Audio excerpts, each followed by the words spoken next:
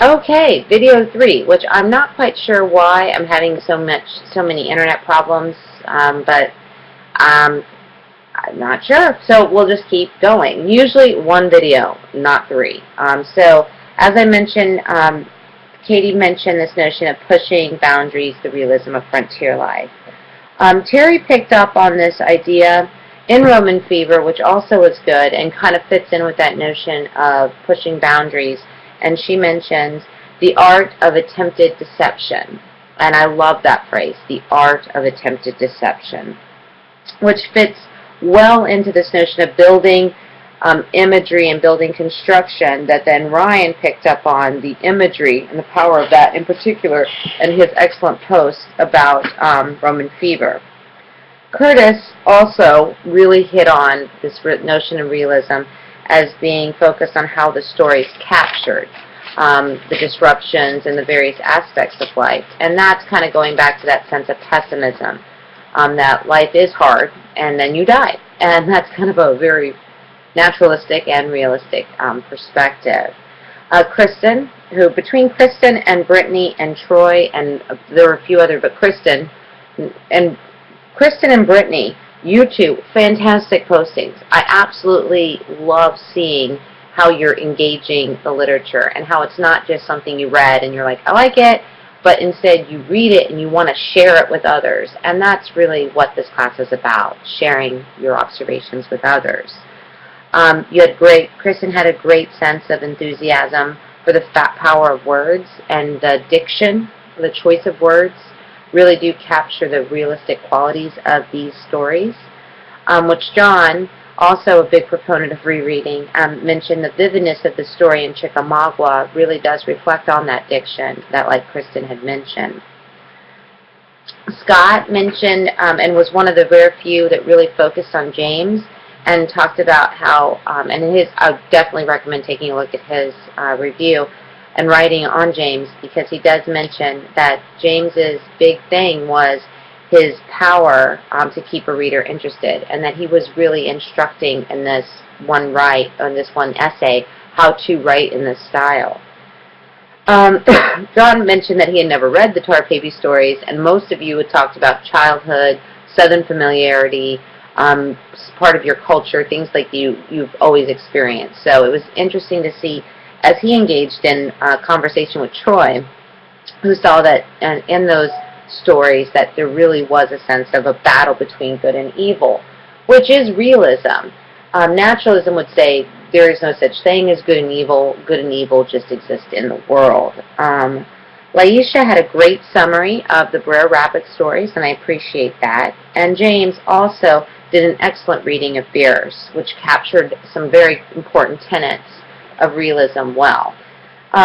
Brittany, excellent posting on the symbolism of Chickamauga. It was an excellent post. I really loved the last line about war and destruction being inevitable, which is very much both a realism and a naturalistic perspective.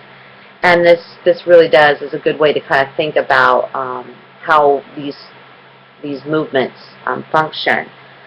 Troy also really liked how these stories put you in the mind of the character, which pulls in, of course, the power of symbolism. And Brittany and Kristen, once again, great postings. I really enjoyed reading them.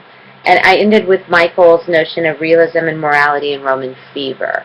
So, as you can see, there might have been a few other postings, and I look forward to reading those. But if I can get, a good smattering of these every Sunday, I will post one of these videos. Not 3. Hopefully my internet will be more stable. And these are really meant to serve as mini lectures to kind of get you more comfortable and to kind of take the distance out of taking an online class. Yes, you're not sitting in a classroom and I'm engaging with you, but hopefully by me engaging your postings, taking notes, and weaving them into my conversations about these areas, you'll become more comfortable with them, and then of course you'll be more prepared for the midterm and the final, and then the ultimate goal that you'll be more prepared so that when you head out into your careers or your futures after this class, you'll still enjoy reading, and you'll be able to say, hey, that's like realism, a little pessimistic, disillusioned with the world. Hey, that's very naturalistic, kind of being objective instead of subjective, and it'll help. or at least it'll make things more interesting. That's my hope. I mentioned in the beginning, at the first video, that I was going to go through how your postings should work. I generally recommend that you do your readings before, over the weekend of that week, the first read, so that you kind of get engaged with it. Of course, you'll reflect back on them.